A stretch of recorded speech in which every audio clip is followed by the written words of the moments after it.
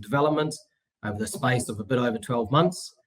There was a dedicated data processing team which would take the scan data and calculate the overbreak and the ground support QC.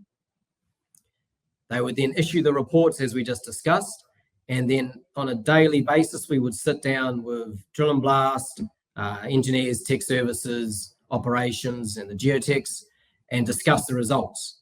And obviously any issues that we highlighted, any areas of overbreak or underbreak or any developing trends, we would investigate and actions were put in place to correct any outstanding issues. That continual focus and communication and working with the rest of tech services and operations to focus on what we need to bring our overbreak under control pays dividends.